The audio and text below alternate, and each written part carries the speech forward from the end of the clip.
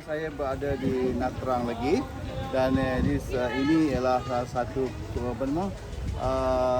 kuil ataupun tempat Hindu dulu zaman dulu di sini tamadun orang Champa di tahun abad ke-7.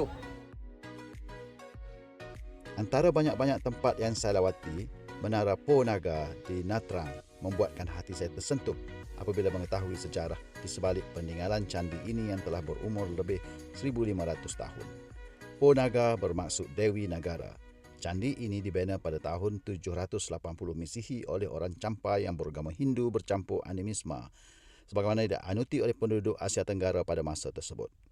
Ianya dibina sebagai dedikasi kepada puteri bernama Ya Poh Naga yang dianggap sebagai Dewi Negara yang berjaya menyatu dan membentuk kerajaan Champa.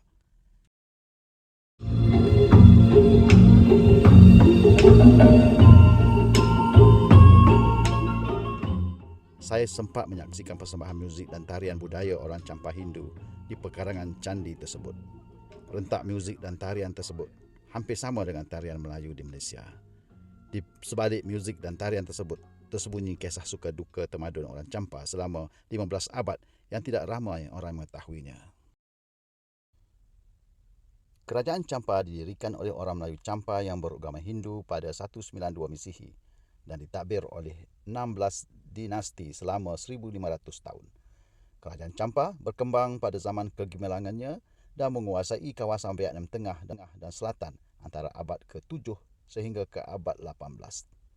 Pada abad ke-10, Islam telah berkembang dan dianuti oleh sebahagian besar orang Champa. Champa berubah menjadi kerajaan Islam apabila Raja Cik Bunga memeluk Islam.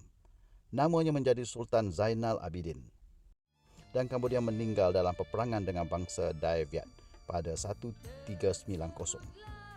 Kalau kita perasan, ada satu lagu yang popular pada tahun 1960-an dahulu, iaitu lagu Siti Zubaidah. Lagu ini diambil daripada syair hikayat Melayu lama dari sejarah Champa. Ianya adalah salah satu babak zaman pemerintahan Raja Champa berkenaan. Ia yang mengesahkan perjuangan dan pengorbanan Siti Zubaidah yang menyamar sebagai lelaki bagi membebaskan suaminya yang diculik dan ditahan oleh kerajaan Cina di sebelah utara Empayar Champa. Setelah melalui zaman kegemilangannya, kerajaan Champa menjadi lemah akibat persengketaan sesama sendiri dan beransur-ansur dikalahkan oleh kerajaan Annam Dai Viet yang menyerang berterusan dari bahagian utara. Peperangan berterusan dan Dai Viet semakin mara ke selatan dan satu demi satu wilayah Champa jatuh ke tangan Dai Viet. Bermula di Indrapura, Wijaya, Kautahara dan akhir sekali Panduranga. Ramai Melayu Champa menjadi pelarian, termasuk raja akhirnya, Po Chang, yang beragama Islam dan turun takhta pada 1822 untuk mencari perlindungan di Kemboja. Mereka membuat penempatan baru di sekitar dataran Sungai Mekong, terutama di wilayah Kampong Chong dan Siem Reap. Penjajahan Perancis, peperangan Vietnam Amerika dan pemerintahan komunis menyebabkan bilangan Melayu Champa di Vietnam dan Kemboja semakin pupus. Kisah sedih ini tidak berakhir di situ. Semasa 4 tahun pemerintahan kejam Pol Pot, rejim komunis di Khmer Rouge, tahun 1976 sehingga 1979, seramai 500,000 daripada 700,000 orang Champa telah dibunuh kerana orang Champa kuat berpegang kepada agama Islam.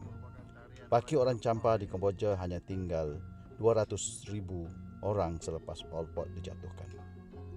Peperangan, penindasan serta kemiskinan menyebabkan orang Champa terpaksa berhijrah dan menjadi pelarian di negara jiran. Kesan kegemilangan dan tamadun Melayu Champa yang merangkumi candi, masjid kuno serta batu nisan perkuburan lama boleh ditemui di Vietnam seperti di Po Naga dan sebagainya. Kami meninggalkan Po Naga dengan kisah silamnya. Banyak pengajaran dan iktibar yang boleh kita ambil dari kisah ini. Bangsa dan negara akan menjadi lemah dan kalah apabila mereka bersengketa sesama sendiri kerana perebutan takhta atau jawatan. Yang menderitanya adalah rakyat. Hilang negara, hilang bangsa. Tegak rumah kerana sendi, runtuh sendi, rumah binasa. Tegak bangsa kerana budi, runtuh budi, hilanglah bangsa. Semoga sejarah yang sama tidak akan berulang kepada kita dan negara kita yang disayangi.